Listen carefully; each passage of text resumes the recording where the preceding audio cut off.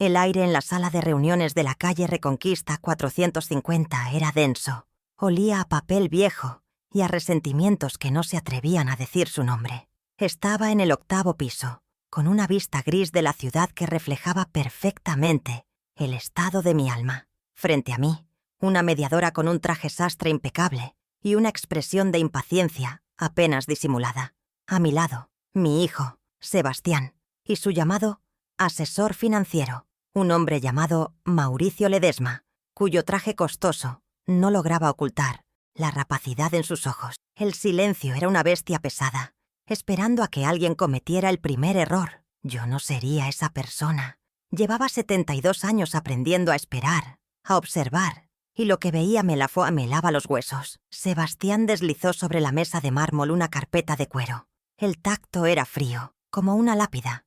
En la portada, en letras doradas, se leía: Poder General Amplio.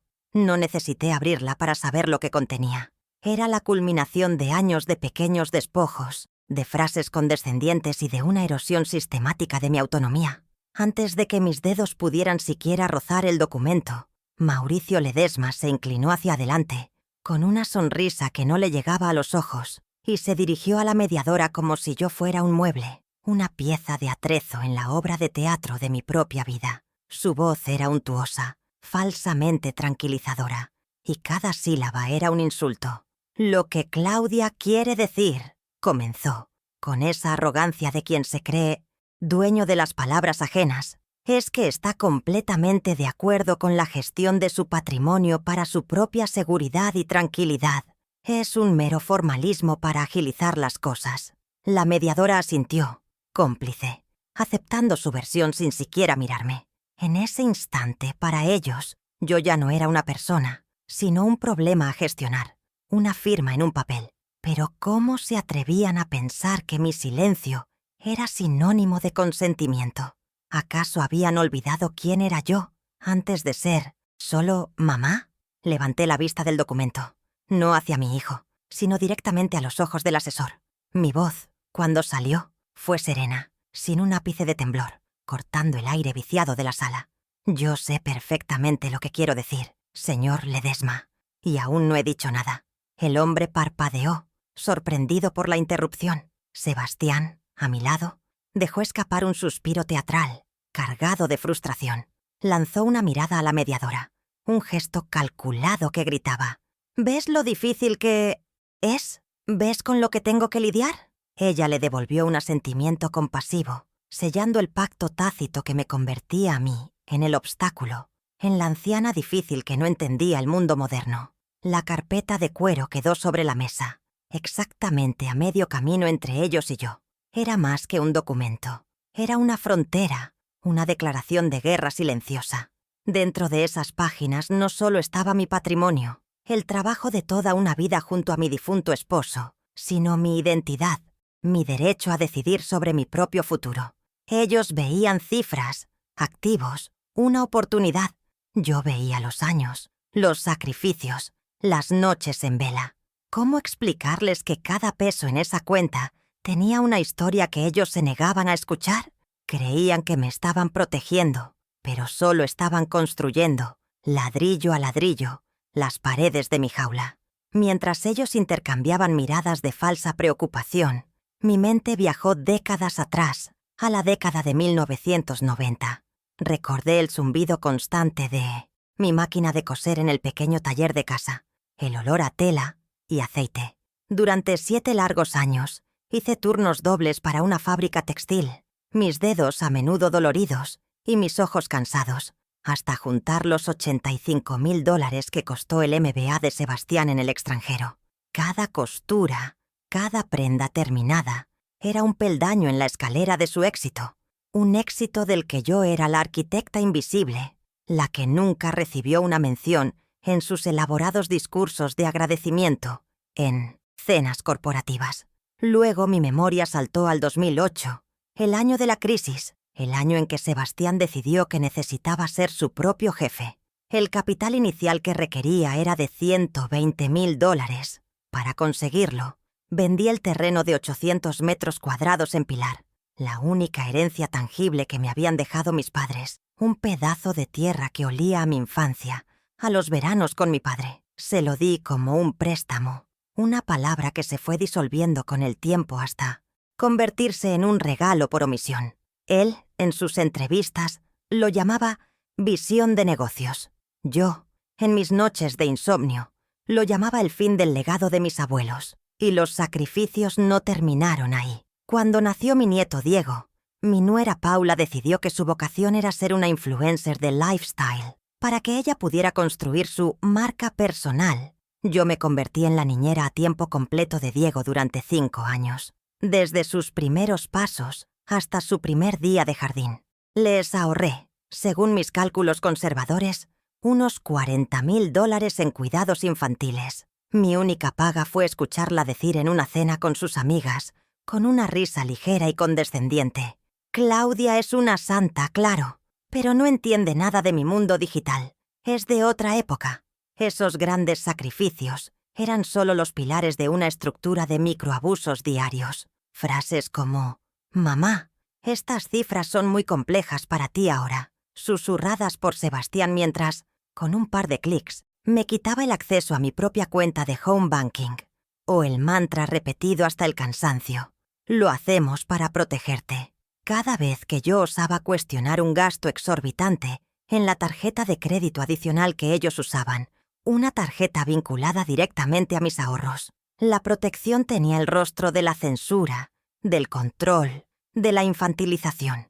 Me estaban borrando lentamente, con amorosa crueldad. Mi hijo Sebastián Benítez, a sus 45 años, es el director de una consultora que él cree haber construido desde cero. La realidad es que la fundó sobre los cimientos de mi dinero y mis sacrificios. Su principal motivación no es el trabajo en sí, sino la apariencia de éxito, el estatus que proyecta en su círculo social. Su mayor debilidad, la que yo misma alimenté durante años con mi amor incondicional, es su arrogancia.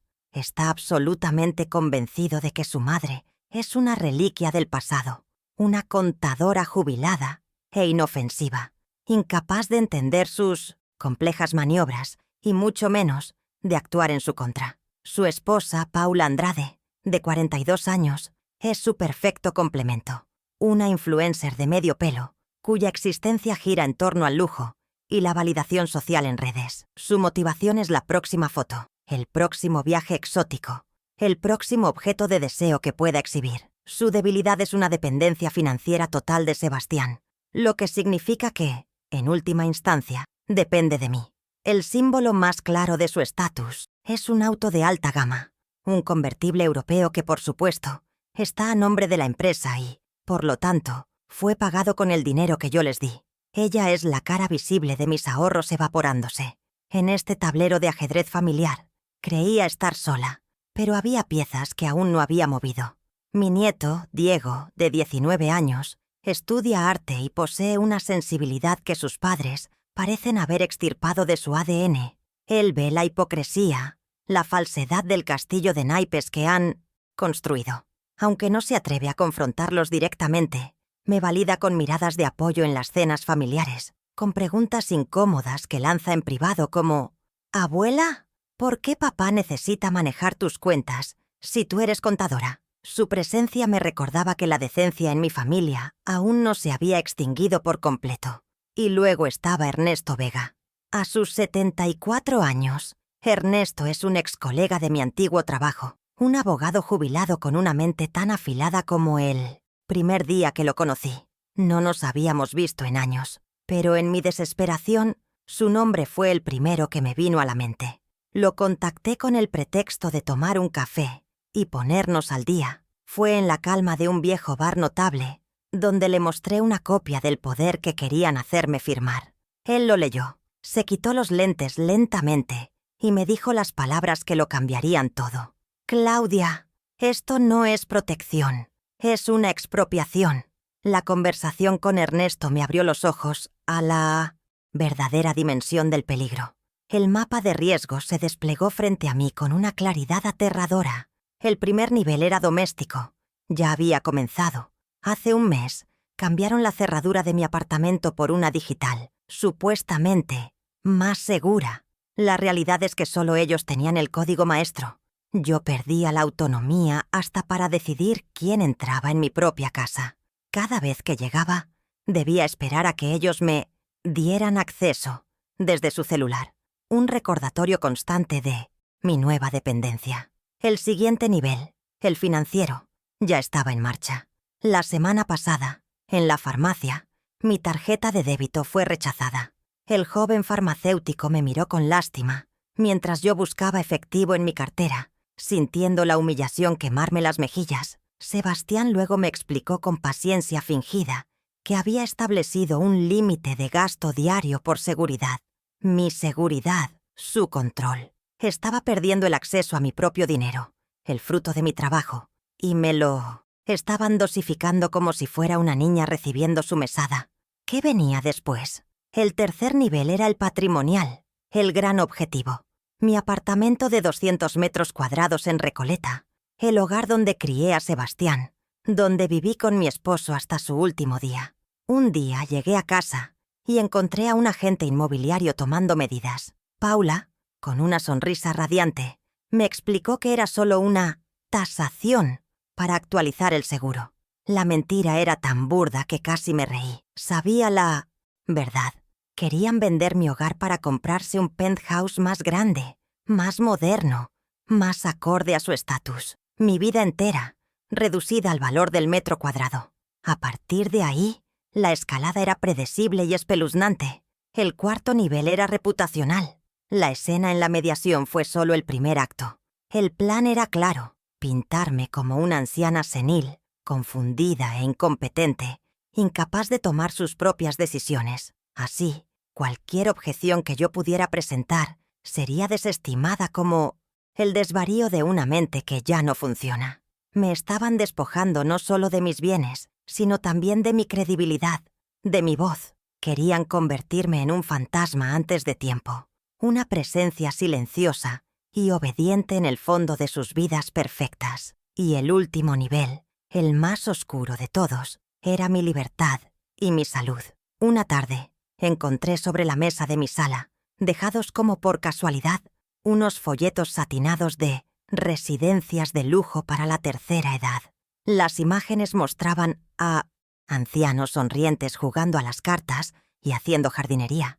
Paula comentó lo maravillosos que eran esos lugares, con atención médica las 24 horas. No era una sugerencia, era una amenaza. Si me convertía en un problema, si me negaba a cooperar, el siguiente paso sería internarme contra mi voluntad. Esa era la verdadera partida que se estaba jugando. La primera pieza de mi contraataque me la dieron ellos mismos en aquella sala de mediación. Mientras Ledesma pontificaba sobre mi bienestar, yo, con un movimiento casi imperceptible, deslicé mi celular sobre la mesa y tomé una fotografía nítida del poder general amplio. La imagen capturó las cláusulas que me despojaban de todo, la letra pequeña de la traición. Esa foto sería la piedra angular de mi defensa, la prueba irrefutable de su intención. En la fiesta de Paula, la proyectaría en una pantalla gigante para que todos la vieran. La frase que resonaría en la sala sería: querían mi firma para convertirme en un fantasma, en mi propia vida. La segunda prueba requirió una visita a mi banco, una institución donde había sido clienta por más de 40 años. Pedí hablar con el gerente, un hombre que me conocía desde que Sebastián era un niño. Solicité los extractos impresos de los últimos 12 meses. Me encerré en mi estudio esa noche con un resaltador flúor y una lupa. La verdad emergió, amarilla y brillante. Transferencias sistemáticas por más de $15,000 a una supuesta consultora de imagen, que resultó ser de una amiga de Paula, y retiros masivos en efectivo de Sebastián justo antes de cada uno de sus viajes de negocios. Mis ahorros no financiaban mi futuro, sino sus lujos más caprichosos. La tercera prueba la encontré en la boca del lobo. Aprovechando una tarde en que sabía que no estarían, usé la vieja llave que aún conservaba para entrar en su casa, en el que solía ser mi hogar. Fui directamente al estudio de Sebastián. No me costó mucho encontrarlo. Sobre su escritorio, como si se regodeara en su victoria anticipada, Había un folleto satinado del proyecto inmobiliario Torres Altavista. El penthouse de 350 metros cuadrados estaba marcado con un círculo rojo. A un lado, una cifra escrita a mano por Sebastián. $750,000. Oportunidad. Guardé el folleto en mi bolso. Ya le habían puesto precio a mi vida. Y era más bajo de lo que pensaba. La cuarta prueba fue la más dolorosa de obtener. Necesitaba su voz, su propia confesión. Al día siguiente lo llamé por teléfono. Adopté un tono vacilante, el de la madre confundida que ellos querían que fuera. Le pregunté sobre el poder notarial, sobre por qué era tan urgente. La condescendencia en su voz era palpable. «Mamá, es solo una firma. El dinero sigue siendo tuyo. Pero es más fácil si lo muevo yo para evitar impuestos y preguntas. Confía en mí». Cada palabra quedó registrada en la grabadora de mi celular. Su «confía en mí» no era una petición de fe.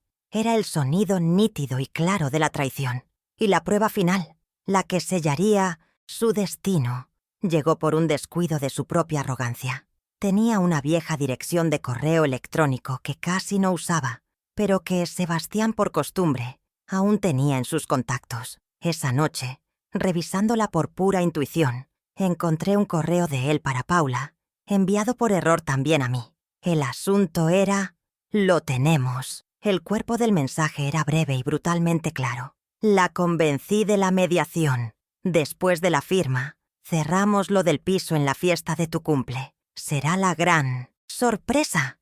La sorpresa efectivamente sería inolvidable, pero no para ella, sino para él. Y yo me encargaría de entregarla personalmente. Con todas las pruebas en mi poder, tracé un plan silencioso y metódico. Cada paso estaba calculado. Cada movimiento tenía un propósito. No habría gritos ni escenas dramáticas. Mi venganza sería un acto de contabilidad fría y precisa, el tipo de trabajo que siempre se me dio bien. El sábado, en la fiesta de cumpleaños de Paula, el castillo de naipes que habían construido con mi dinero y mis sacrificios se vendría abajo. No habría pastel ni regalos para ellos, solo habría justicia, y sería servida a la temperatura perfecta. El lunes a las 10 de la mañana, el primer paso de mi plan se puso en marcha. Me reuní con Ernesto Vega, no en una oficina, sino en el Café La Biela, un lugar lleno de historia y de luz. El olor a café recién hecho y el murmullo de las conversaciones me dieron una extraña sensación de calma. Le expuse todo, mostrándole las pruebas una por una. Él escuchó sin interrumpir, sus ojos agudos analizando cada documento. Al final, me confirmó mis peores sospechas sobre el poder notarial y me dio el consejo que necesitaba. «Claudia, lo primero es cortarles el acceso. Revoca cualquier poder existente de inmediato. Hoy mismo». El martes, a las 2 de la tarde, entré sola a la sucursal central de mi banco. Caminé con la espalda recta, sintiendo el peso de la decisión que estaba a punto de tomar. Pedí hablar con el gerente en Minennoathienos, privado. En su oficina, con la puerta cerrada, le expliqué la situación sin adornos, con la precisión de una contadora. Le presenté mi documento de identidad y firmé los papeles necesarios para revocar formalmente el acceso online de Sebastián a todas mis cuentas. Luego añadí una nueva directiva. Cualquier transacción, transferencia o retiro superior a $1,000 requeriría mi presencia física y mi firma manuscrita. El grifo se había cerrado. El miércoles por la noche, ejecuté la parte más difícil del plan a nivel emocional. Marqué el número de Sebastián. Mi corazón latía con fuerza, pero mi voz se mantuvo firme, teñida de una falsa ingenuidad. Le hice preguntas sobre el dinero, sobre una inversión que no entendía, y entonces lo grabé. Su tono condescendiente, sus mentiras piadosas, su tranquilizador «confía en mí». Esa grabación era la pieza final que necesitaba. No como prueba legal, sino como confirmación para mi propia alma. Cualquier duda que pudiera albergar sobre la dureza de mis acciones se evaporó con el eco de su falsedad. La segunda fase de mi liberación había comenzado. El jueves a las 11 de la mañana fue el momento de la incursión. Mientras Sebastián estaba en su oficina y Paula en alguna sesión de fotos para su blog, usé mi vieja llave para entrar en su estudio. El lugar era frío, impersonal, decorado con premios y fotografías que gritaban éxito. Fui directamente a su escritorio y encontré el folleto de Torres Altavista. Luego, en su computadora, abrí mi antigua cuenta de correo y allí estaba, el email incriminatorio. Lo imprimí, sostuve el papel en mi mano, aún tibio por la impresora. Mi pulso era firme, mi mente clara. No había vuelta atrás. La guerra había sido declarada y yo no pensaba perder. El viernes, a las 11:30 de la mañana, fue el golpe de gracia. Volví al banco, a la misma oficina del gerente. Esta vez no había vacilación en mis pasos. Llevaba conmigo una carpeta con instrucciones claras. Firmé la orden de transferir el 95% de todos mis fondos de inversión, un total de $1.200.000, a una nueva cuenta de mi exclusiva titularidad en otra entidad bancaria. El gerente me informó que la transferencia se haría efectiva en un plazo máximo de 2 horas. Al salir del banco, el sol de mediodía me pareció más brillante. Mañana, todo cambiaría para siempre. La noche del sábado llegó con una brisa fría que barría Puerto Madero.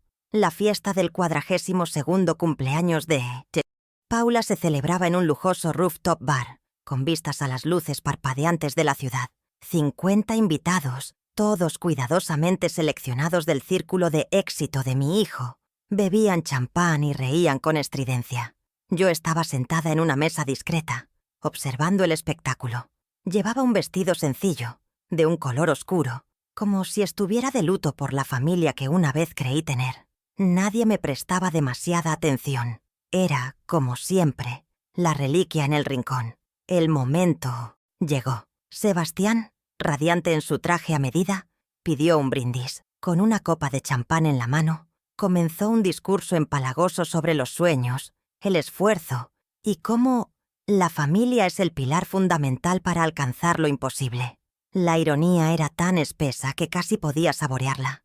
Luego sacó de su bolsillo una pequeña caja de terciopelo azul. La abrió para revelar una llave simbólica, brillante y dorada. La multitud ahogó un suspiro de admiración. Iba a anunciar la gran sorpresa. Justo cuando sus labios se abrieron para revelar la dirección de su nuevo nido, me levanté. Con una calma que sorprendió a todos, especialmente a mí misma, caminé hacia él y pedí el micrófono. Hubo un silencio incómodo. Sebastián intentó negármelo con una sonrisa forzada, pero yo simplemente extendí la mano y esperé. Finalmente, cedió. Me paré en el centro del escenario improvisado, las luces de la ciudad a mi espalda. Sebastián, qué hermoso discurso sobre la familia.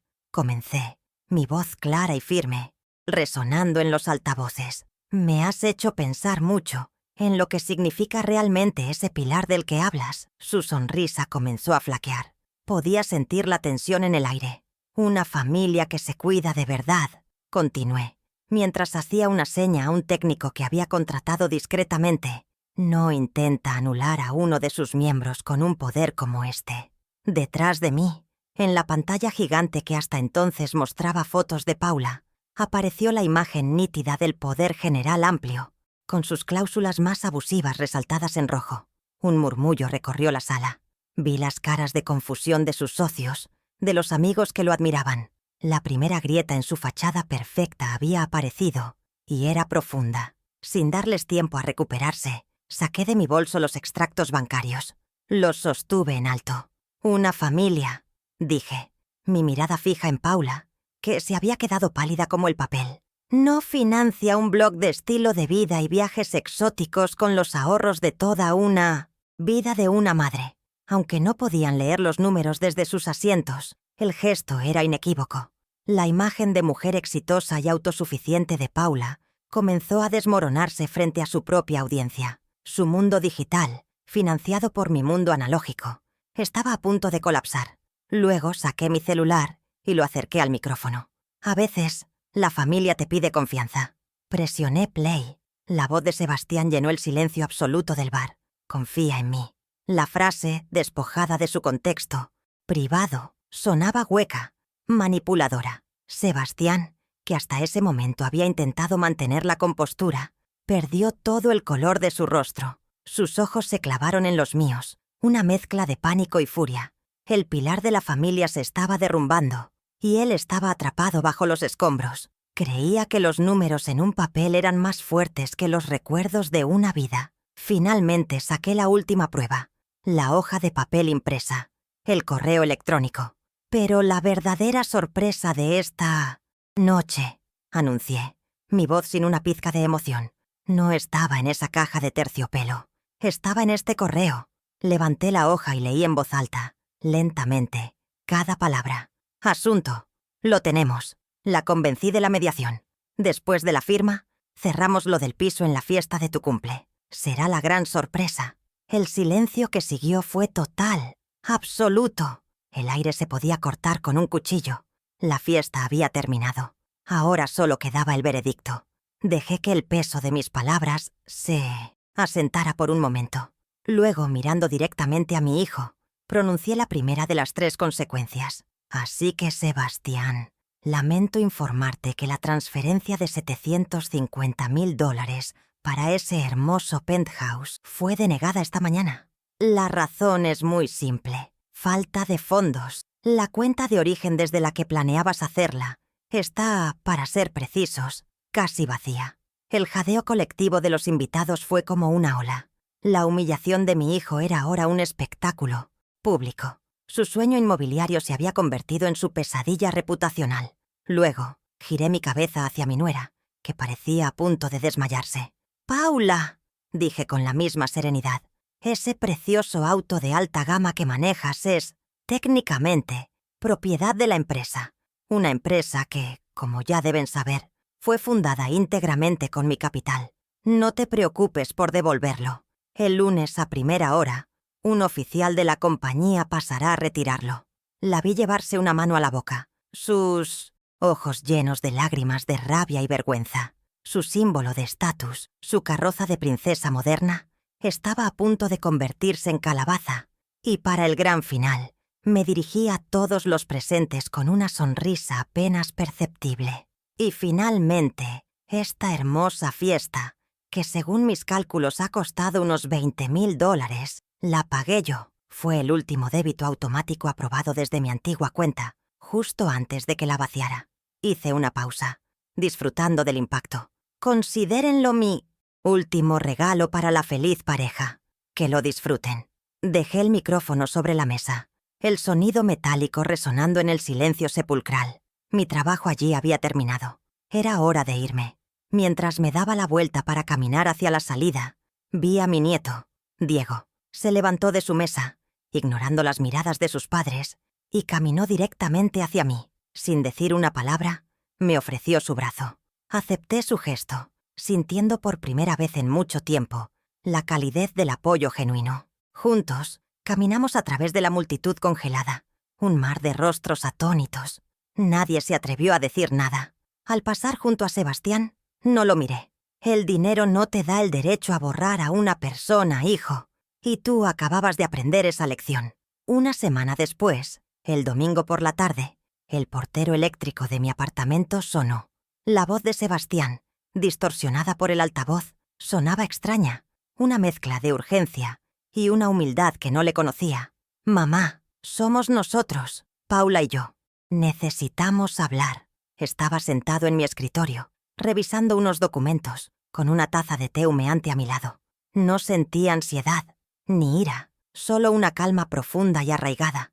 Tomé el auricular y presioné el botón para hablar, estableciendo la primera de mis nuevas reglas. «Las visitas, Sebastián, se anuncian con 48 horas de antelación», dije, mi voz tranquila pero inflexible.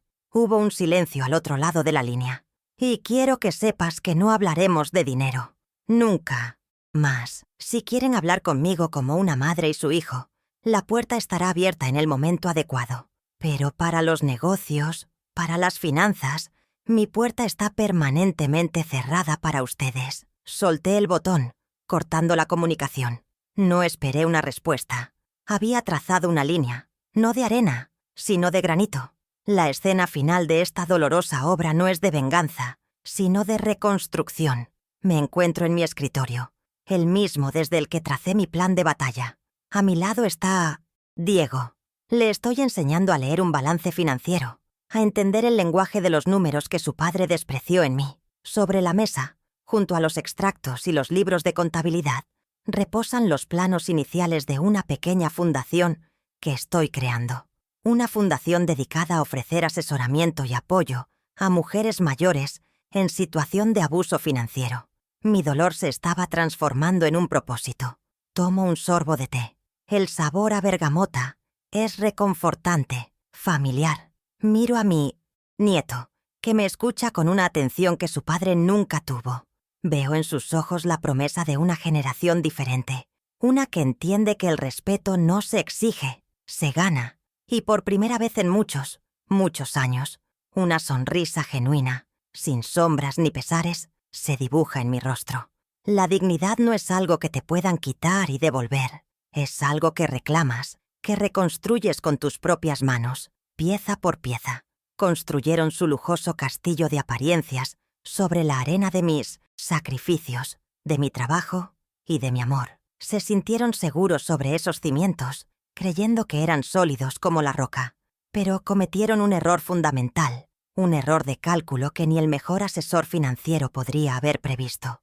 No entendieron que, aunque el aire en la sala de reuniones de la calle Reconquista 450 era denso, olía a papel viejo y a resentimientos que no se atrevían a decir su nombre. Estaba en el 8º piso, con una vista gris de la ciudad que reflejaba perfectamente el estado de mi alma. Frente a mí, una mediadora con un traje sastre impecable y una expresión de impaciencia apenas disimulada. A mi lado, mi hijo, Sebastián, y su llamado asesor financiero, un hombre llamado Mauricio Ledesma, cuyo traje costoso no lograba ocultar la rapacidad en sus ojos. El silencio era una bestia pesada, esperando a que alguien cometiera el primer error. Yo no sería esa persona. Llevaba 72 años aprendiendo a esperar, a observar, y lo que veía me helaba los huesos, pero no me paralizaba. Sebastián deslizó sobre la mesa de mármol una carpeta de cuero. El tacto era frío, como una lápida. En la portada, en letras doradas, se leía «Poder General Amplio». No necesité abrirla para saber lo que contenía. Era la culminación de años de pequeños despojos, de frases condescendientes y de una erosión sistemática de mi autonomía. Era el documento que, según ellos, me protegería, pero que en realidad me borraba del mapa de mi propia existencia. La carpeta quedó allí, a medio camino entre su ambición y mi dignidad, un objeto inerte cargado con el peso de una traición anunciada. Sabía que cada segundo de silencio trabajaba a mi favor, obligándolos a ellos a mostrar sus cartas primero. ¿Cuánto tardarían en revelar su juego?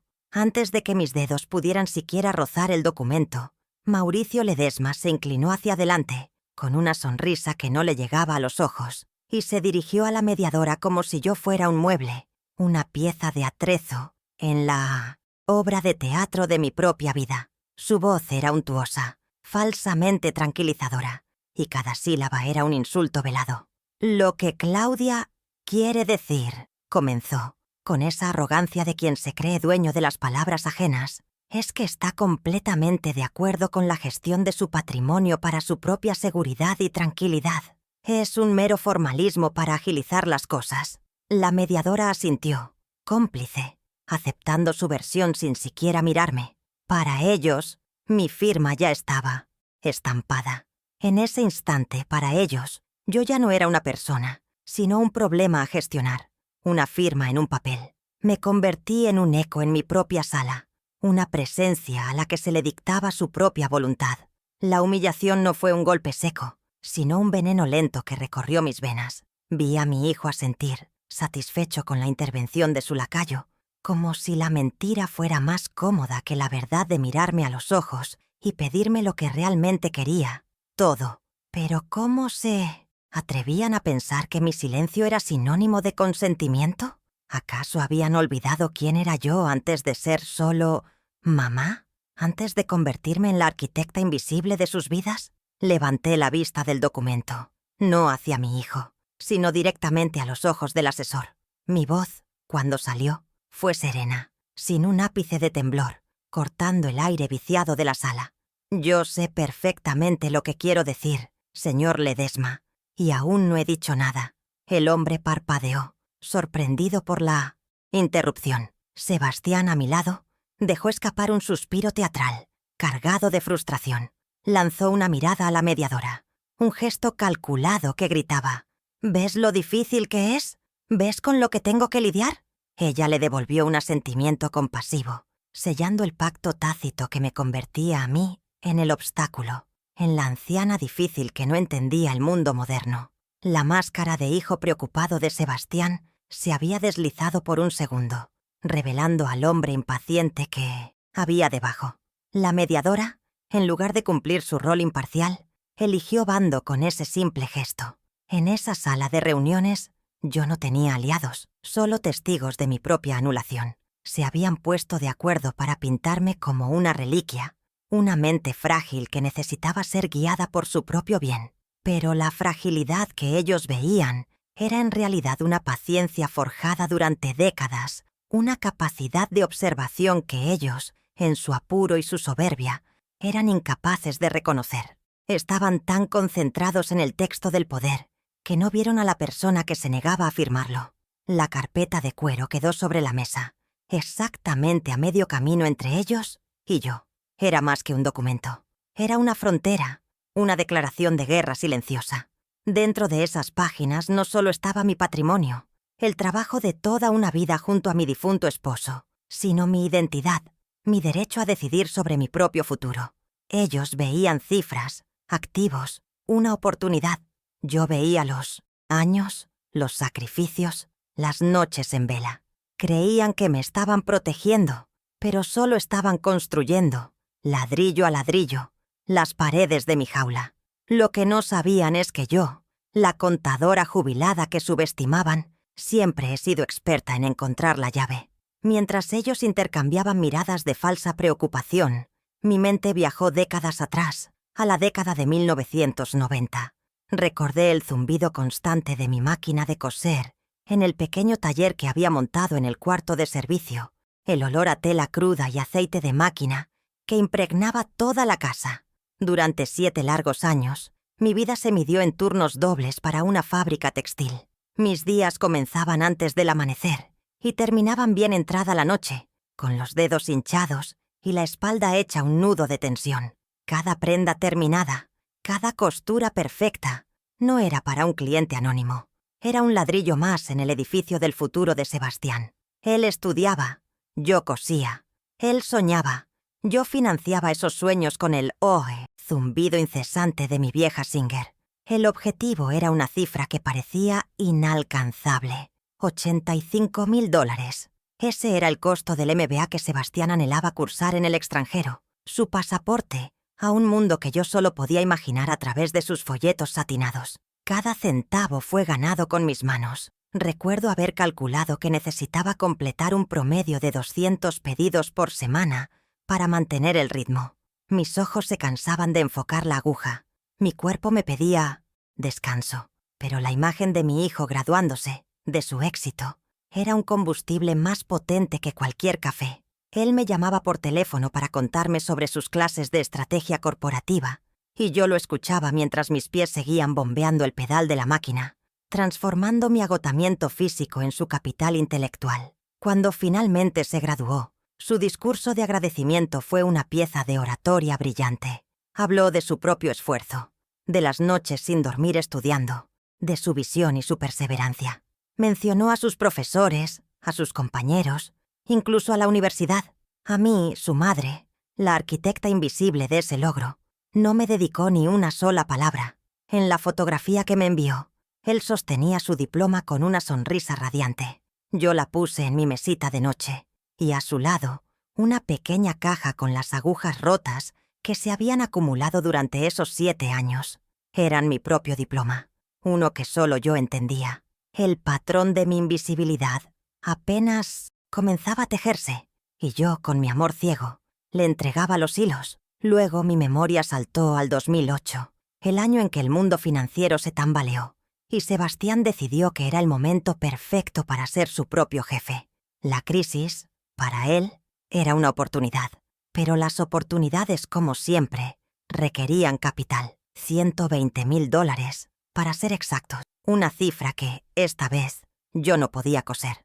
Mi mirada se posó en los títulos de propiedad del terreno de 800 metros cuadrados, en Pilar, la única herencia tangible que me habían dejado mis padres. Era más que tierra. Era el olor de los eucaliptos en verano, el recuerdo de mi padre enseñándome los nombres de los pájaros. Era el último pedazo físico de mi propia historia familiar, un ancla a mis raíces. La decisión de venderlo fue como amputarme un miembro fantasma. Fui a la notaría sola.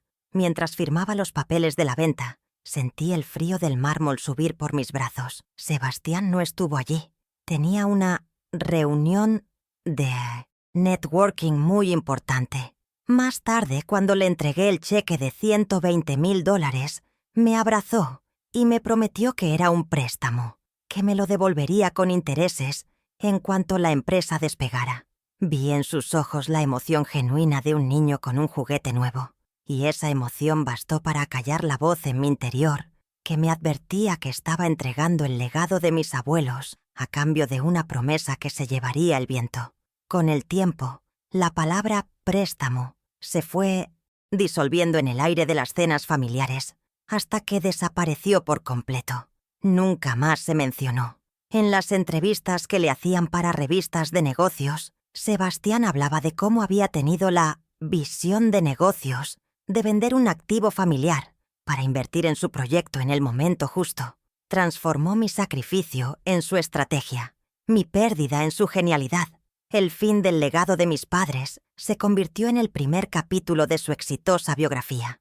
Yo escuchaba, en 1800, silencio, mientras la historia era reescrita ante mis propios ojos. ¿Cuántas veces más permitiría que mi biografía fuera editada para su conveniencia, borrando mis capítulos para que los suyos brillaran más? Y los sacrificios no terminaron en lo monetario. Cuando nació mi nieto Diego, mi nuera Paula decidió que su vocación no era la maternidad, sino ser una influencer de lifestyle, para que ella pudiera dedicar su tiempo a construir su marca personal, una marca basada en viajes exóticos, almuerzos en restaurantes caros y ropa de diseñador.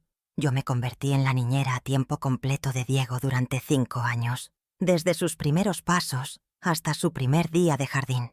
Mis días se llenaron de pañales, papillas y parques, mientras los de ella se llenaban de filtros de Instagram y colaboraciones pagadas. Les ahorré, según mis cálculos conservadores, unos $40,000 en cuidados infantiles, un dinero que ellos invirtieron en proyectar una vida de opulencia.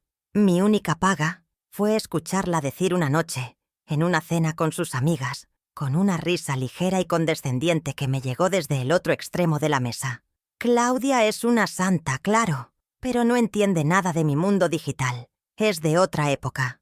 Me llamó santa, una palabra que te pone en un pedestal para que no molestes, para que no opines, para que no pidas nada a cambio. Me relegó a otra época, como si yo fuera una pieza de museo, admirable pero inútil en el presente. En ese momento comprendí que mi valor para ellos no residía en quién era yo, sino en lo que podía ofrecerles sin costo alguno: mi tiempo, mi energía, mi vida.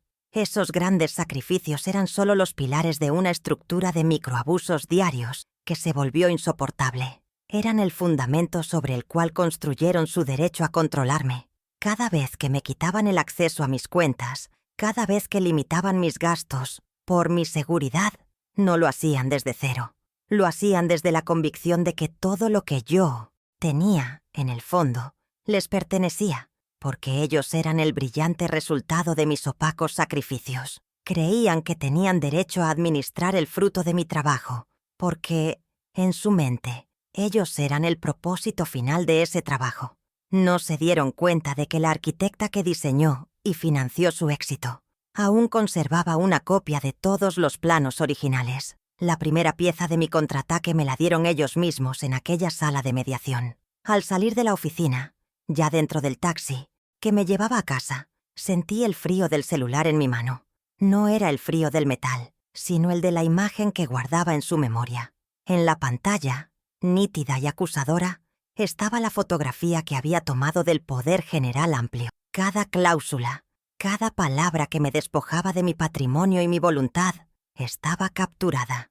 Las letras doradas del título brillaban con una ironía cruel. Esa imagen no era solo una prueba, era el guión de su traición. la confesión firmada de su intención de anularme. Decidí en ese instante que esa fotografía no se quedaría en mi teléfono. Se proyectaría en una pantalla gigante para que todos vieran la jaula que habían diseñado para mí.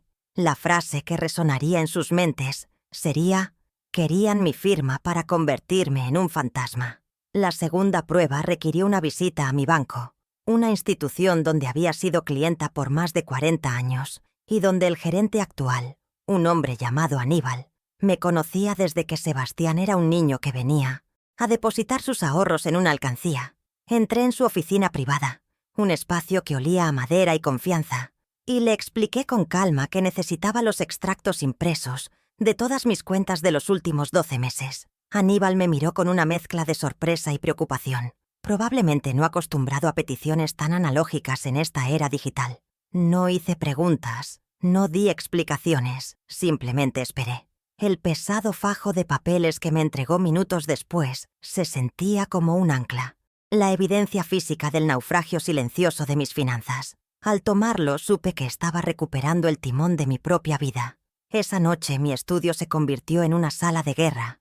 Bajo la luz concentrada de mi lámpara de escritorio, extendí los extractos bancarios como un mapa. Con la precisión de la contadora que nunca dejé de ser, mi resaltador amarillo flúor comenzó a moverse sobre el papel, cazando anomalías, y las encontré.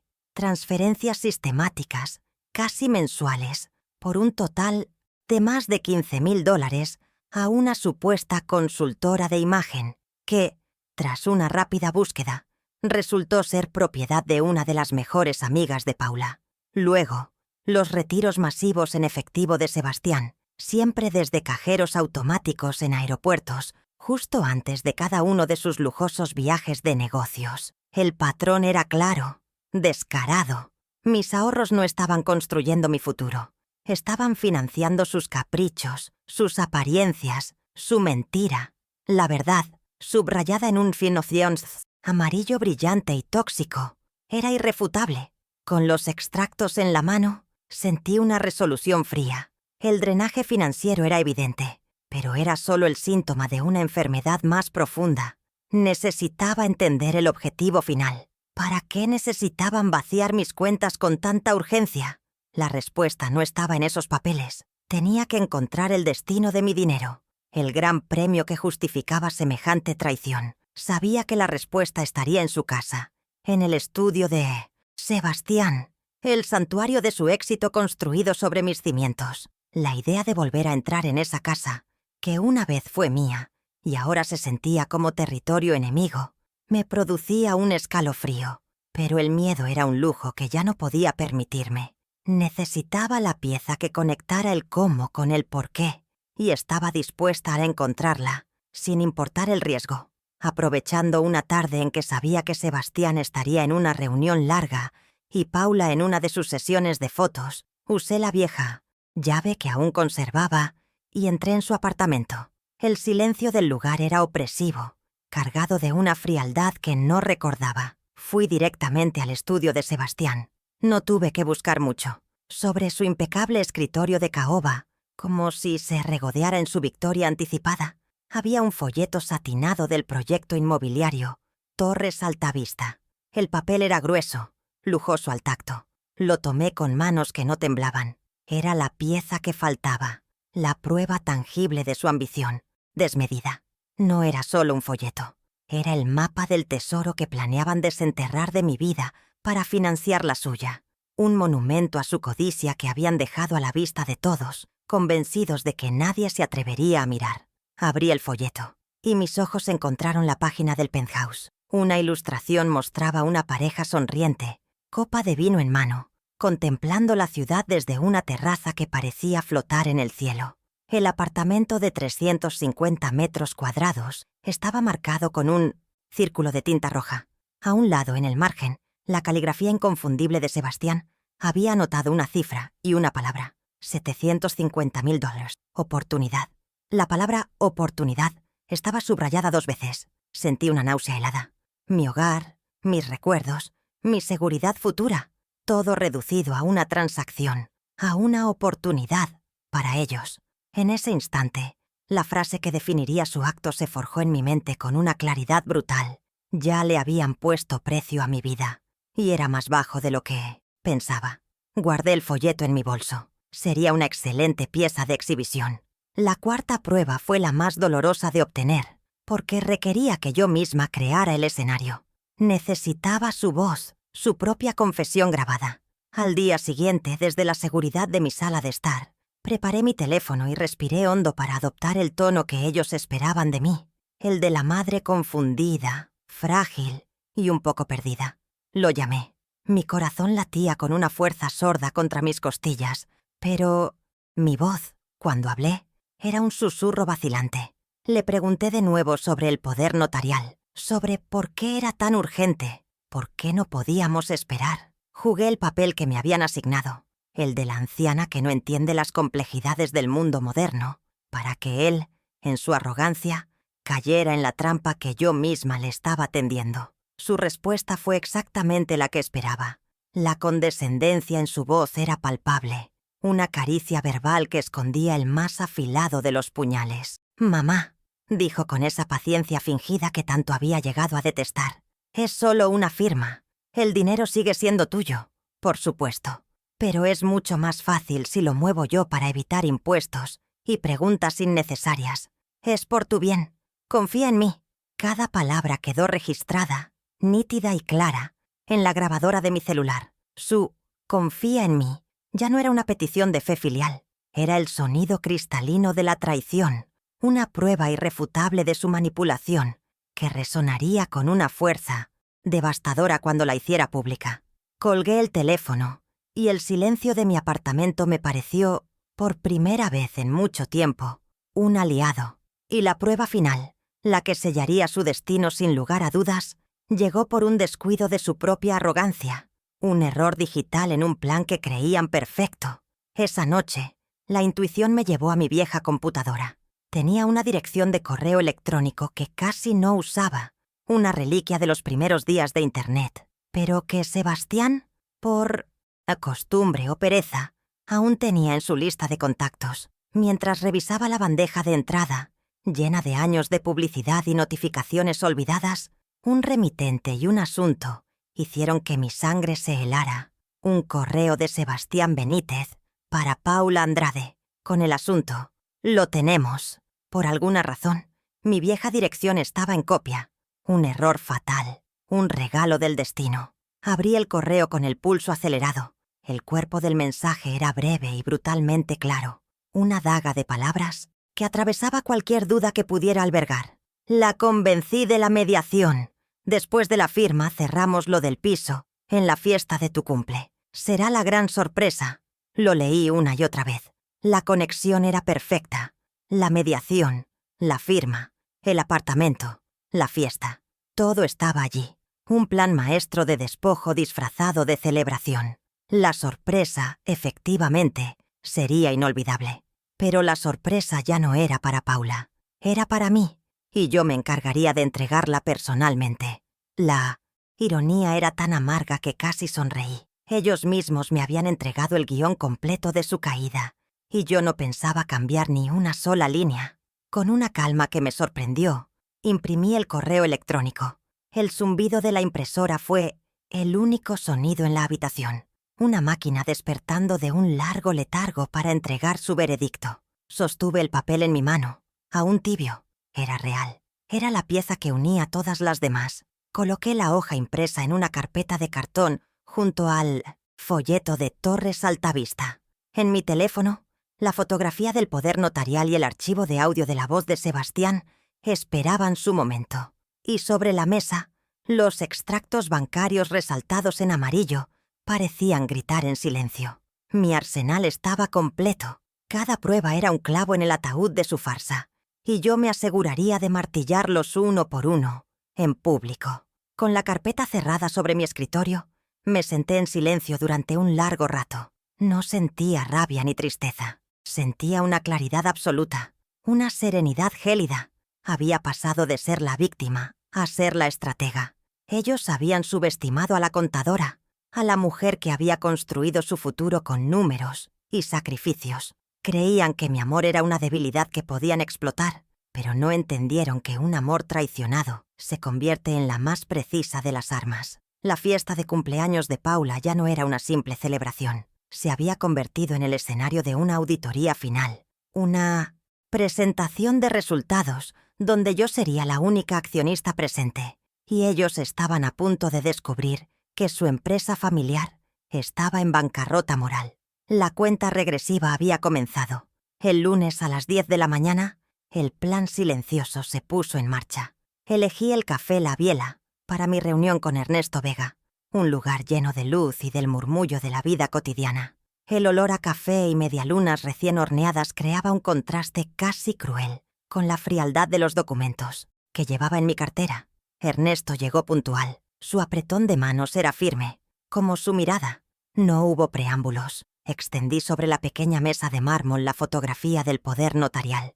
Él se puso sus lentes de lectura, y el único sonido durante varios minutos fue el tintineo de las cucharitas en las tazas de porcelana a nuestro alrededor. El mundo seguía girando, ajeno a la batalla que estaba a punto de librarse en el corazón de mi familia.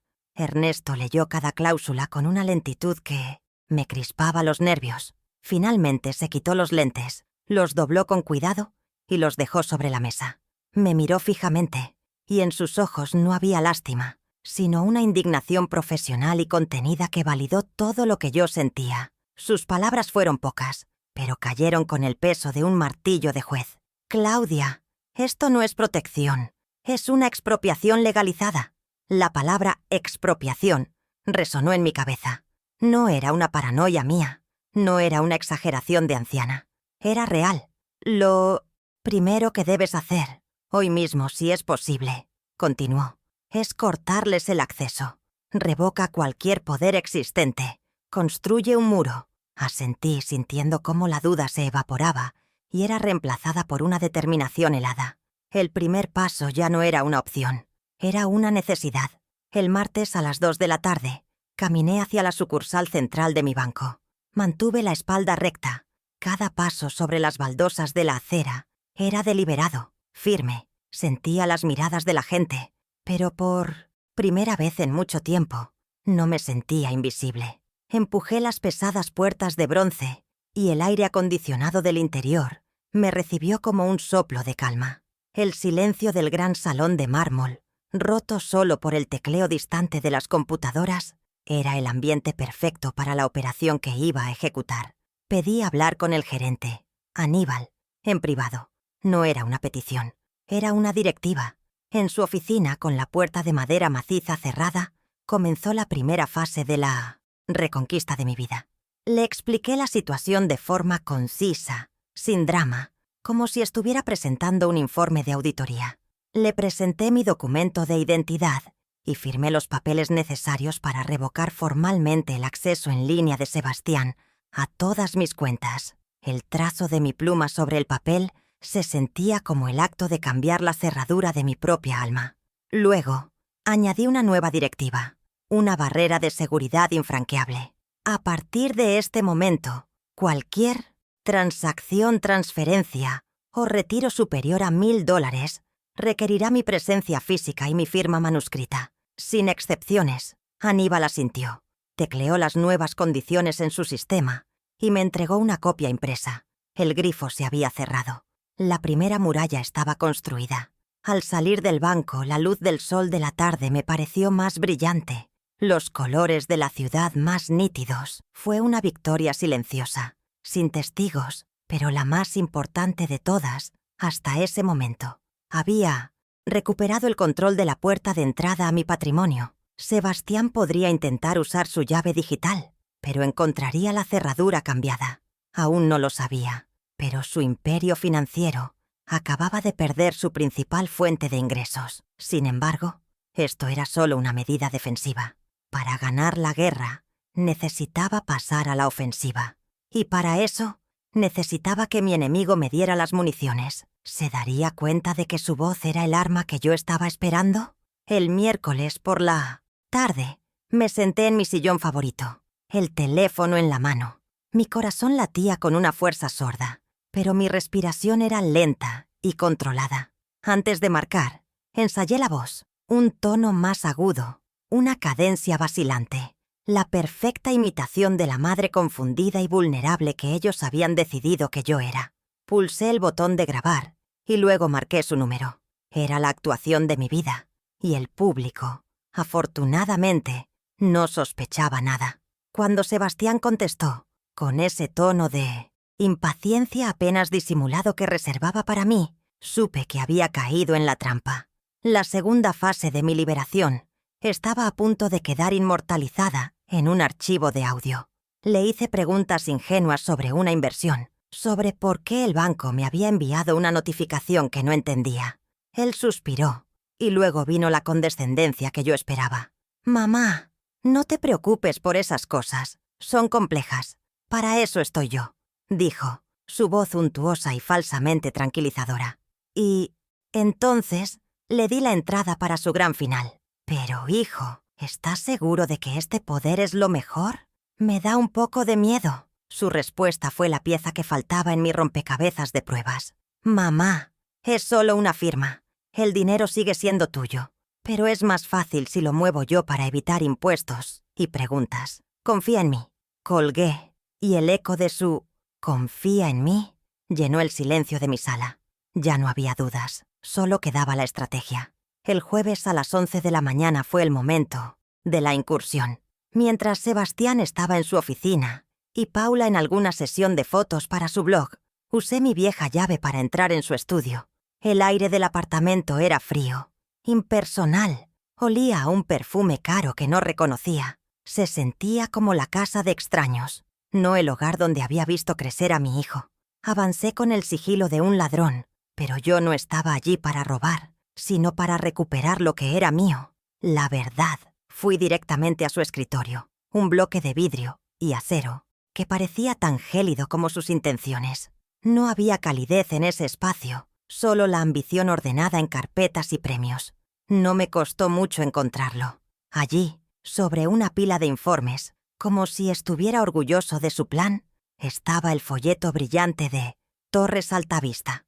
Lo tomé. Luego encendí su computadora. Mi vieja dirección de correo electrónico estaba guardada, y allí estaba el mensaje, esperando, una bomba de tiempo digital. «Asunto. Lo tenemos». Lo imprimí. El zumbido de la impresora fue el único sonido. Una máquina despertando para dictar sentencia. Sostuve el papel en mi mano, aún tibio. Mi pulso era firme. Mi mente, un cristal afilado. No había vuelta atrás. Había cruzado el Rubicón. Y del otro lado, solo esperaba la batalla final. Salí de su apartamento y cerré la puerta con cuidado. El clic de la cerradura sonó definitivo. En mi bolso, el folleto y el correo impreso se sentían como lingotes de plomo, pesados por la verdad que contenían. Había pasado de ser la víctima a ser la fiscal. Tenía las pruebas, tenía el móvil, tenía la confesión, pero la justicia, sabía, no vendría de un tribunal. Tendría que impartirla yo misma, en un escenario de su propia elección, frente a la audiencia que ellos habían convocado para aplaudir su éxito. La fiesta de Paula se había convertido en mi sala de audiencias, pero antes del juicio quedaba un último movimiento, el más importante de todos: asegurar el tesoro. El viernes a las 11:30 de la mañana volví al banco. Esta vez no caminaba con la rigidez de la defensa, sino con la fluidez del ataque. Saludé al guardia de seguridad por su nombre y me dirigí directamente a la oficina de Aníbal. Él ya me esperaba. Sobre su escritorio coloqué una carpeta con instrucciones claras, un plan de evacuación financiera diseñado con la precisión de un relojero. No había vacilación en mis manos ni en mi voz. Estaba a punto de realizar la transacción más grande de mi vida. No para comprar algo, sino para comprarme a mí misma, mi libertad. En la calma de la oficina firmé la orden. El texto era inequívoco: transferir el 95% de todos mis fondos de inversión, un total de $1.200.000, a una nueva cuenta de mi exclusiva titularidad en otra entidad bancaria. Le entregué el papel firmado a Aníbal. Él lo revisó, asintió y me informó que la transferencia se haría efectiva en un plazo máximo de 2 horas. Esas 2 horas serían las más largas y, a la vez, las más liberadoras de la última década.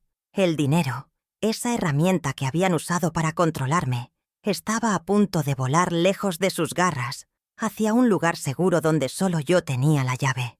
Esperé en un pequeño café frente al banco. No miré el reloj, simplemente observé a la gente pasar, cada uno inmerso en su propia historia. A la 1:15 de la tarde, mi celular vibró. Era un mensaje de texto de mi nuevo banco. Estimada señora Benítez, le confirmamos la recepción de la transferencia por $1,200,000. Bienvenida.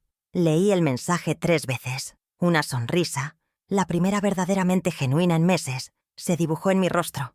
Pagué mi café y salí a la calle. El castillo que habían construido sobre mi fortuna ahora no tenía cimientos. Estaba flotando en el aire, a punto de derrumbarse, y yo tenía una invitación de primera fila para ver la demolición. Al caminar hacia mi casa, pensé en la fiesta de mañana. Sebastián y Paula estarían ultimando los detalles, eligiendo la música, revisando la lista de invitados, ensayando su discurso de éxito. Estarían celebrando una victoria que ya no existía, un futuro comprado con un dinero que ya no tenían. No sentí odio, ni siquiera rabia. Sentí la fría satisfacción de una contadora que ha encontrado un error garrafal en el balance y está a punto de presentarlo en la junta de accionistas. Mañana por la noche no habría pastel ni regalos para ellos, solo habría un ajuste de cuentas, y sería servido a la temperatura perfecta. El mensaje de texto llegó a la 1:15 de la tarde del viernes, una vibración solitaria en la quietud de mi cartera. No fue una explosión de fuegos artificiales, sino el clic frío y satisfactorio de una cerradura de alta seguridad, encajando en su lugar. Estimada señora Benítez, le confirmamos la recepción de la transferencia por $1,200,000. Bienvenida. Leí las palabras 3 veces, no por incredulidad, sino para saborear cada letra. No sentí una euforia desbordada, sino la calma profunda de una contadora, que, después de una auditoría exhaustiva, finalmente ve que los libros cuadran. El activo más importante de mi vida, mi autonomía, había sido transferido exitosamente a una cuenta segura. La primera y más importante muralla de mi fortaleza estaba construida.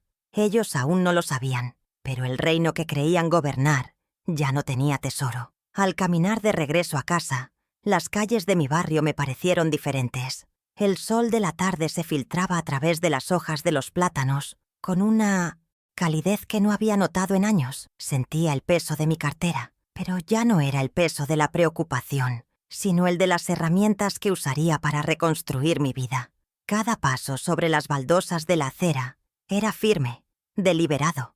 Ya no era la anciana frágil que temía un rechazo en la farmacia.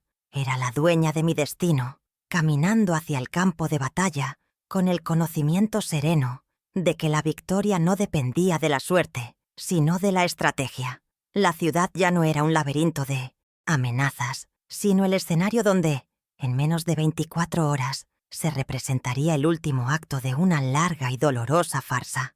Esa misma tarde, mientras ordenaba los documentos que llevaría a la fiesta, mi celular sonó. En la pantalla brillaba el nombre de Sebastián. Por un instante fugaz, una ola de instinto maternal me instó a no contestar, a posponer el inevitable enfrentamiento. Pero la voz de la mujer en la sala de mediación, silenciada y desestimada, fue más fuerte. Respiré hondo y atendí, adoptando una vez más el tono dócil y ligeramente perdido que él esperaba de mí. «Hola, hijo», dije. Mi voz un instrumento cuidadosamente afinado para la decepción. Su voz, en cambio, era enérgica, llena de los triviales apuros de un anfitrión ocupado. Estaba tan inmerso en los detalles de su celebración que era completamente ciego al terremoto que había ocurrido bajo sus pies. «Mamá, ¿estás segura de que invitaste a los Gagliardi? Paula dice que no le confirmaron y son importantes para ese nuevo cliente», dijo, su tono una mezcla de impaciencia y condescendencia. Escuché en silencio su lista de pequeñas ansiedades, las flores, la ubicación de las mesas, si yo recordaba el código de vestimenta. Le di respuestas cortas y tranquilizadoras, jugando mi papel a la perfección. «Sí, hijo, los invité yo misma. No te preocupes, todo saldrá bien». Cada palabra que pronunciaba era una prueba más de su desconexión, de su arrogancia, Él creía estar organizando una fiesta para celebrar su éxito, sin saber que cada una de sus preocupaciones era irrelevante. Estaba puliendo el latón del Titanic mientras el iceberg se acercaba en silencio. ¿Cómo explicarle que su lista de invitados ya no importaba? Colgué el teléfono y me quedé mirando la pared. No sentía odio, sino una profunda y helada tristeza por el hijo que había perdido en algún punto del camino, devorado por la ambición y la apariencia.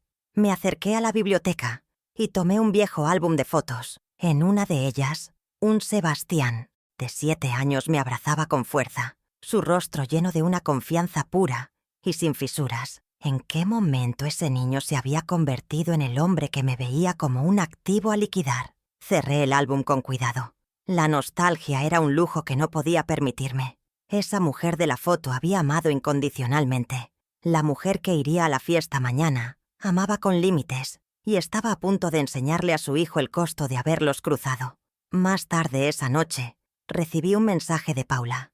Era una foto de ella frente a un espejo, luciendo un vestido de diseñador increíblemente caro, de un color plateado que brillaba como el dinero. El texto decía: «Lista para mi gran noche. El vestido es un sueño, ¿verdad? Gracias por todo, Clau». El emoji del guiño fue como una pequeña daga digital. Gracias por todo. La frase era una confesión involuntaria. El vestido, la fiesta, el champán que beberían, todo había sido comprado con mi dinero, con mis años de trabajo. Le respondí con un simple: «Te ves muy elegante». Ellos pensaban que yo estaba financiando su celebración. En realidad, estaba financiando su exposición pública, su caída. Mi último regalo no sería un cheque, sino un espejo que les devolvería la imagen real de quiénes eran. La mañana del sábado la dediqué a la preparación final, no con ansiedad, sino con la metódica calma de quien prepara una presentación importante. Sobre la mesa de mi comedor, extendí mis pruebas como si fueran cartas en una partida de póker. La impresión del correo electrónico, el folleto de Torres Altavista, con su anotación cínica, los extractos bancarios con sus venas amarillas de resaltador. En mi celular, revisé que el archivo de audio de la llamada con Sebastián estuviera listo para ser reproducido. Coloqué todo en una carpeta de cartón, simple y sin adornos. No necesitaba cuero ni letras doradas. El poder de mis documentos no residía en su presentación, sino en la verdad irrefutable que contenían. Cada prueba era un capítulo de la historia que ellos habían intentado borrar. Luego, me paré frente a mi armario para elegir mi armadura para la noche.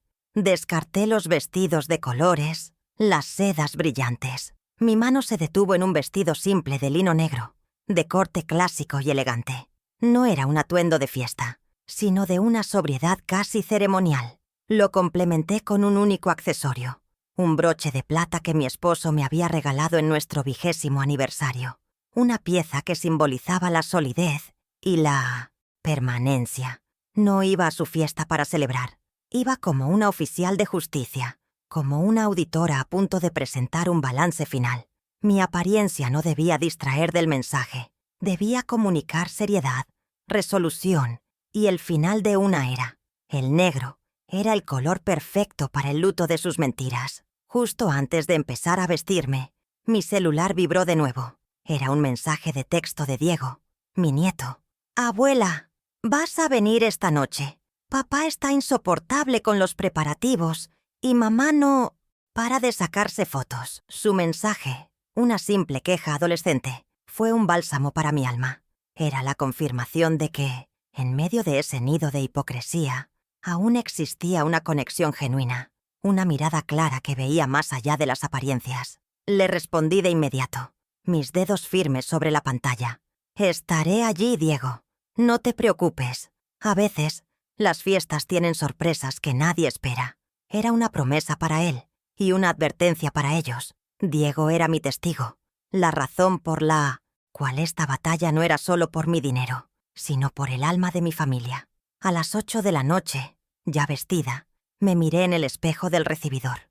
La mujer que me devolvía la mirada no era la misma que se había sentado, intimidada, en la sala de mediación una semana antes. Mis ojos estaban claros, mi postura era erguida.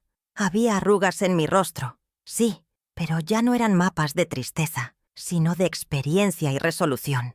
Tomé mi cartera, sintiendo el peso reconfortante de la carpeta en su interior.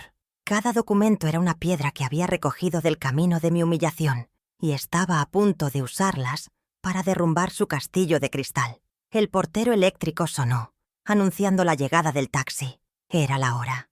La sorpresa estaba lista para ser entregada, y yo sería la mensajera.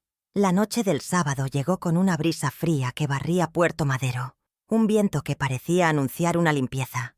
La fiesta del 42º cumpleaños de Paula se celebraba en un lujoso rooftop bar, con vistas a las luces parpadeantes de la ciudad que se extendían como una alfombra de diamantes rotos. 50 invitados, todos cuidadosamente seleccionados del círculo de éxito de mi hijo, bebían champán y reían con una estridencia que no lograba ocultar el vacío de sus conversaciones.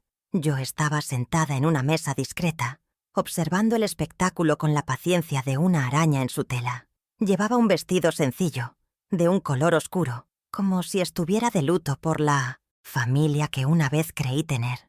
Nadie me prestaba demasiada atención. Era, como siempre, la reliquia en el rincón, el fantasma en el banquete. El momento llegó, puntual como una ejecución. Sebastián, radiante en su traje a medida, golpeó suavemente su copa con un tenedor para pedir silencio.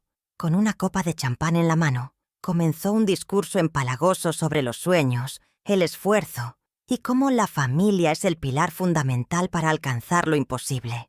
La ironía era tan espesa que casi podía saborearla, un regusto amargo en mi paladar. La audiencia lo escuchaba con una admiración reverencial, colgando de cada una de sus palabras prefabricadas. Yo lo observaba, no como una madre orgullosa, sino como una auditora a punto de exponer un fraude. Él hablaba de pilares, sin saber que el cimiento sobre el que había construido toda su vida estaba a punto de desmoronarse bajo sus pies. Luego, con un gesto teatral, sacó de su bolsillo una pequeña caja de terciopelo azul. La abrió para revelar una llave simbólica brillante y dorada que destelló bajo las luces del bar.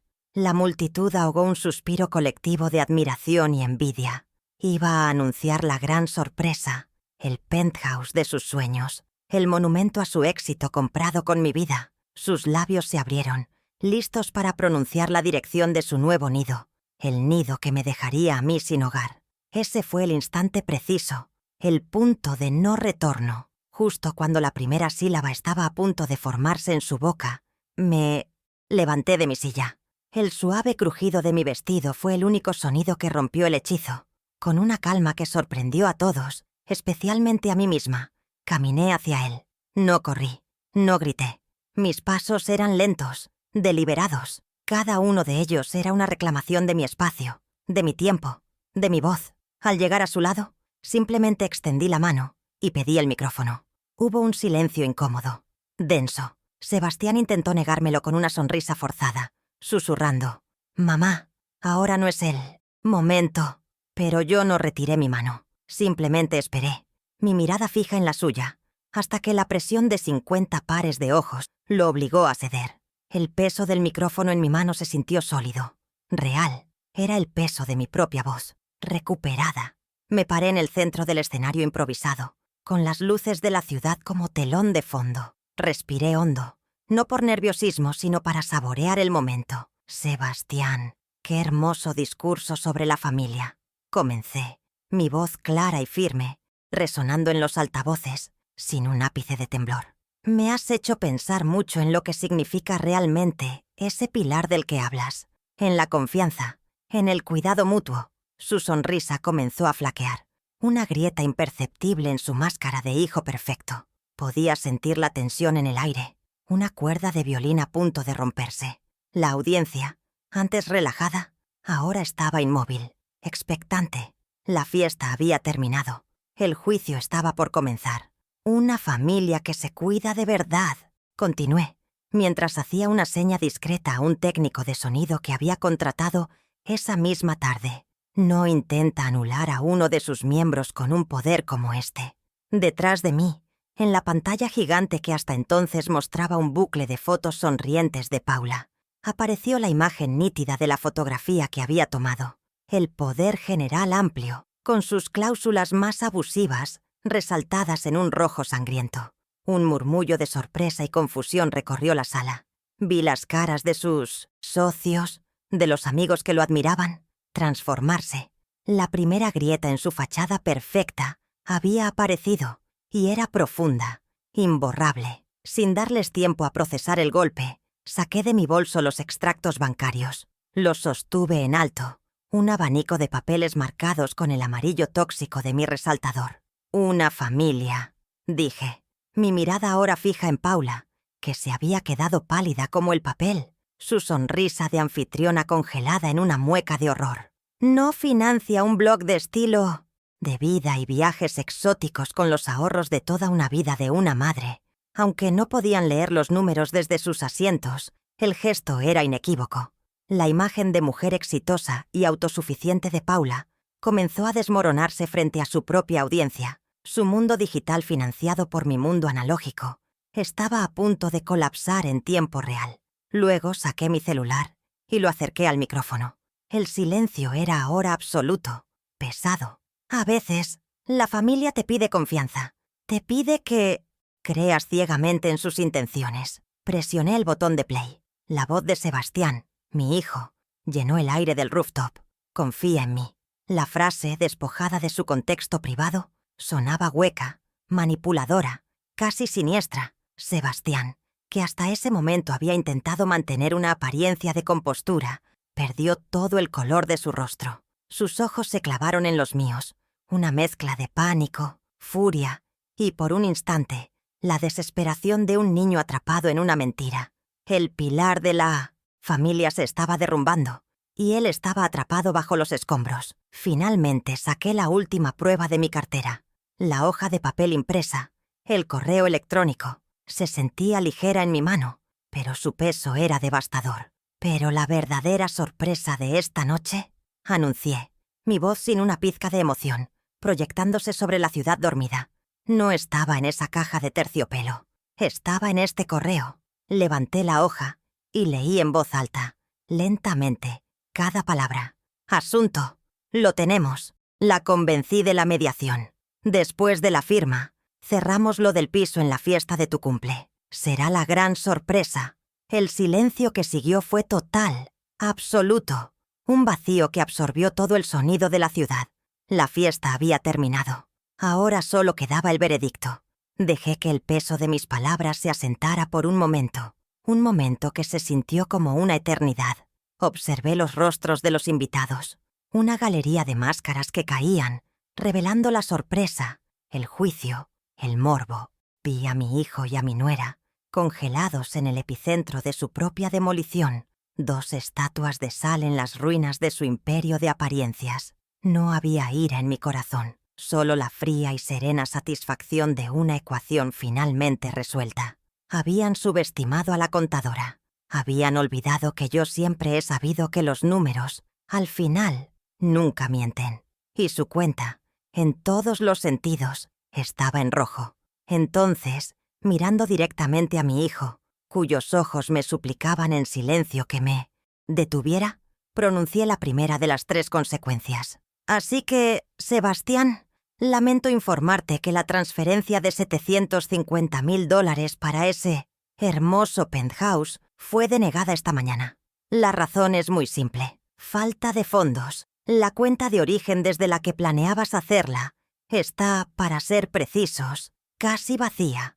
El jadeo colectivo de los invitados fue como una ola que rompió en la orilla del silencio. La humillación de mi hijo era ahora un espectáculo público. Su sueño, inmobiliario, la gran sorpresa de la noche, se había convertido en su pesadilla reputacional. Luego, con la misma calma metódica, giré mi cabeza hacia mi nuera, que parecía a punto de desmayarse, sostenida solo por la rigidez de su carísimo vestido. «¡Paula!», dije con una serenidad que contrastaba brutalmente con su pánico visible. «Ese precioso auto de alta gama que manejas es técnicamente propiedad de la empresa. Una empresa que, como ya deben saber, fue fundada íntegramente con mi capital. No te preocupes por devolverlo. El lunes a primera hora, un oficial de la compañía pasará a retirarlo. La vi llevarse una mano a la boca, sus ojos llenos de lágrimas de rabia y vergüenza. Su símbolo de estatus, su carroza de princesa moderna, estaba a punto de convertirse en calabaza. Y para el gran final, me dirigí a todos los presentes, a la audiencia de su farsa, con una sonrisa apenas perceptible. Y finalmente, esta hermosa fiesta, este despliegue de éxito que según mis cálculos, ha costado unos $20,000, la pagué yo. Fue el último débito automático aprobado desde mi antigua cuenta, justo antes de que la vaciara ayer por la tarde. Hice una pausa, disfrutando del impacto de la revelación. Considérenlo mi último regalo para la feliz pareja. Que lo disfruten. Dejé el micrófono sobre la mesa. El sonido metálico y seco resonó en el silencio sepulcral del bar. Mi trabajo allí había terminado. Era hora de irme.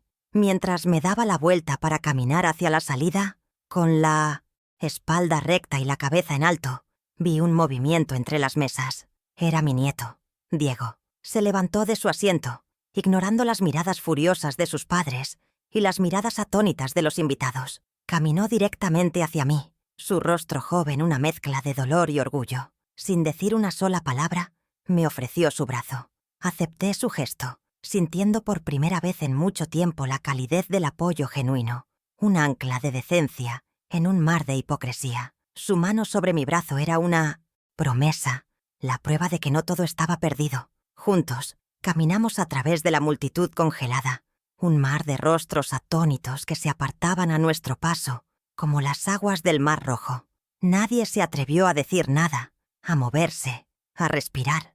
El silencio era nuestro pasillo de honor. Al pasar junto a la mesa donde Sebastián se había derrumbado en una silla, con la cabeza entre las manos, no lo miré. Mi mensaje ya había sido entregado, no con gritos, sino con hechos y cifras. La contabilidad de Besmiazaciantes, nuestras vidas había sido cerrada, y el balance final era claro. Mi dignidad no era un activo que él pudiera liquidar. Al llegar al ascensor, antes de que las puertas se cerraran y nos aislaran de la carnicería social que habíamos dejado atrás, una última reflexión cruzó mi mente. Era una lección que había tardado 72 años en aprender y apenas 5 minutos en enseñar. El dinero puede comprar poder, influencia, incluso la ilusión de amor, pero no te da el derecho a borrar a una persona, a reescribir su historia para que se ajuste a la tuya. Y tú, hijo mío, acababas de aprender esa lección de la manera más dura y pública posible. Las puertas del ascensor se cerraron, reflejando por un instante mi rostro sereno junto al de mi nieto. Estaba libre. Una semana después de la fiesta, el silencio era el invitado más ruidoso en mi apartamento. No hubo llamadas furiosas, ni mensajes de texto desesperados, solo un vacío denso, el eco de una explosión que había dejado a todos sin palabras. Para mí, sin embargo, ese silencio no era incómodo. Era un espacio recuperado, un lienzo en blanco. Durante esos 7 días, desmantelé metódicamente los últimos vestigios de su control sobre mi vida. Cambié la cerradura digital por una sólida y antigua de bronce, cuya llave ahora descansaba en mi bolsillo, un pequeño lingote de autonomía.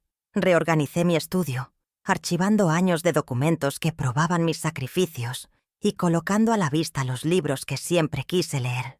El aire en mi hogar se sentía más ligero, más limpio, como si finalmente pudiera respirar a pleno pulmón después de haber estado sumergida demasiado tiempo. El domingo por la tarde, mientras regaba mis malbones en el balcón, el zumbido áspero del portero eléctrico rompió la calma. Era un sonido que no había escuchado en meses, ya que ellos siempre entraban con su código maestro. En la pantalla, 2 figuras borrosas. La voz de Sebastián, distorsionada por el altavoz, sonaba extraña, despojada de su habitual arrogancia, reemplazada por una urgencia hueca. «Mamá, somos nosotros, Paula y yo. Necesitamos hablar». Estaba de pie, con la regadera en la mano, observando sus siluetas en la pequeña pantalla. No sentí ansiedad, ni un ápice de la vieja obligación de correr a abrirles. Sentí la calma de quien está a punto de jugar una mano ganadora, sabiendo exactamente qué cartas tiene el oponente. Este era el primer examen de mis nuevas fronteras y no pensaba reprobar. Caminé lentamente hacia el intercomunicador, coloqué la regadera en el suelo y tomé el auricular. El plástico se sentía frío y sólido en mi mano. Respiré hondo, no para calmar mis nervios, sino para anclar mi voz en la serenidad que había conquistado. Presioné el botón para hablar y mis palabras salieron claras, sin inflexiones emocionales, como si estuviera dictando los términos de un contrato. Las visitas, Sebastián, se anuncian con 48 horas de antelación, dije. Hubo un silencio atónito al otro lado de la línea. Pude imaginarlos intercambiando una mirada de incredulidad. Esta regla, tan simple y básica en cualquier relación de respeto, era para ellos una barrera completamente nueva e insondable. La era de su acceso ilimitado a mi vida, a mi tiempo y a mi espacio, había terminado oficialmente. Antes de que pudiera articular una protesta, continué, mi voz manteniendo el mismo tono medido e inflexible. Y quiero que sepas que no hablaremos de dinero. Nunca más. Esta segunda regla fue la que realmente selló la puerta. Les quité el único tema de conversación que les interesaba, la única razón por la que estaban parados en mi vereda en ese preciso momento. Al separar mi rol de madre de mi función como su cajero automático, estaba desmantelando la estructura fundamental de nuestra relación tóxica. Les estaba diciendo, sin lugar a dudas, que la mujer a la que venían a ver ya no era la misma. La contadora había cerrado los libros de esa cuenta para siempre. El balance final había sido presentado en la fiesta y no había nada más que auditar. Finalmente les ofrecí una última puerta, una pequeña rendija de luz en el muro que acababa de construir, pero una puerta cuyas llaves solo yo poseía. Si quieren hablar conmigo como una madre y su hijo, para saber cómo estoy, o para compartir algo de sus vidas que no tenga que ver con un signo de dólar, la puerta estará abierta en el momento adecuado. Pero para los negocios, para las finanzas, mi puerta está permanentemente cerrada para ustedes. Solté el botón, cortando la comunicación. No esperé una respuesta. Me di la vuelta y volví a mis malbones, dejándolos en la calle para que procesaran el nuevo paradigma. El amor no era incondicional. Su condición, a partir de ahora, era el respeto. Y ellos, por primera vez, tendrían que ganárselo. Las semanas que siguieron fueron una sinfonía de pequeñas restauraciones. Una tarde, con la ayuda de Diego, moví los muebles de la sala. El pesado y oscuro sofá que a Paula siempre le había parecido anticuado fue reemplazado por uno más ligero y cómodo. El enorme retrato de Sebastián, Paula y Diego, un regalo de ellos que siempre me había parecido más una declaración de estatus que un recuerdo familiar, fue descolgado. En su lugar, colgué un cuadro que mi esposo y yo habíamos comprado en nuestro primer viaje a la costa, una marina con un cielo lleno de luz. Cada cambio era un acto de reafirmación. Estaba redecorando mi casa, pero en realidad estaba reconstruyendo mi identidad, devolviéndole a cada rincón el eco de mi propia historia, no la de ellos. Mi escritorio, antes un lugar de ansiedad donde revisaba extractos bancarios con el corazón encogido, se transformó en mi centro de operaciones para un nuevo propósito. Ya no era la contadora de los sacrificios de mi familia, sino la arquitecta de mi propio legado. Sobre la madera pulida, en lugar de facturas, ahora reposaban los estatutos iniciales de una pequeña fundación, la Fundación Claudia Benítez, dedicada a ofrecer asesoramiento financiero y apoyo legal gratuito a mujeres mayores en situación de abuso patrimonial. Mi dolor, destilado y purificado, se estaba convirtiendo en un antídoto para otras. Cada cláusula que escribía era una respuesta a la que habían intentado hacerme firmar. Cada línea un ladrillo en un refugio que yo nunca tuve. Diego se convirtió en un visitante habitual. Se sentaba conmigo en la mesa del comedor, ahora despejada de adornos inútiles y cubierta con libros de contabilidad y balances. Le enseñaba a leer los números, a entender el flujo del dinero, no como una herramienta de poder, sino como un lenguaje de responsabilidad. El verdadero poder no es tener dinero, Diego, le dije una tarde, mientras le mostraba cómo detectar un gasto injustificado. Es no tener miedo a usar la palabra no. Es entender que tu valor no está en tu cuenta bancaria, sino en los límites que sabes defender. Él me escuchaba con una atención y un respeto que su padre nunca tuvo, y en sus ojos veía la promesa de que el ciclo de codicia y ceguera se rompería con él. Tomé un sorbo de té de una taza de porcelana fina que había estado guardada por años, esperando una ocasión especial. La ocasión especial era ahora. Era cada día. Mis manos, que antes temblaban al marcar el número de mi hijo, ahora sostenían la taza con una firmeza serena. Miré a mi nieto y una sonrisa genuina, sin sombras ni pesares, se dibujó en mi rostro. No era la sonrisa triunfante de la venganza, sino la sonrisa tranquila de la soberanía. La dignidad no es algo que te puedan quitar y devolver como un objeto prestado. Es algo que reclamas desde adentro, que reconstruyes con tus propias manos, pieza por pieza, hasta que tu reflejo en el espejo te devuelve la mirada sin vacilar. A través de conversaciones casuales con Diego, me enteré de las réplicas del terremoto. Sebastián y Paula habían tenido que cancelar la compra del penthouse, perdiendo la seña. El auto de alta gama había sido, efectivamente, retirado. Se mudaron a un apartamento alquilado, mucho más pequeño, en un barrio menos ostentoso. La consultora de Sebastián enfrentaba una crisis de confianza después de que varios de los invitados a la fiesta, socios y clientes clave, comenzaran a hacer preguntas incómodas. Las consecuencias no eran mi objetivo, pero eran el resultado inevitable de sus elecciones. Eran simplemente el universo equilibrando las cuentas, un ajuste contable kármico que ellos mismos habían provocado. No sentí alegría por su caída, solo la confirmación de que la realidad, tarde o temprano, siempre presenta su factura.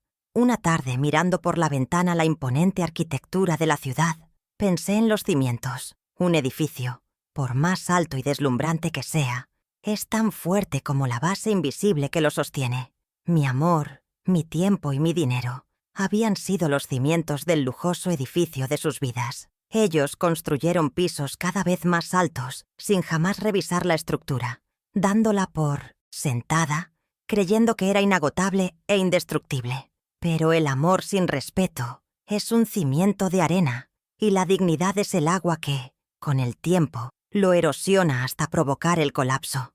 Mi amor por mi hijo no había desaparecido, pero se había transformado. Ahora era un amor con límites, un amor que ya no estaba dispuesto a ser enterrado para que otros pudieran construir encima.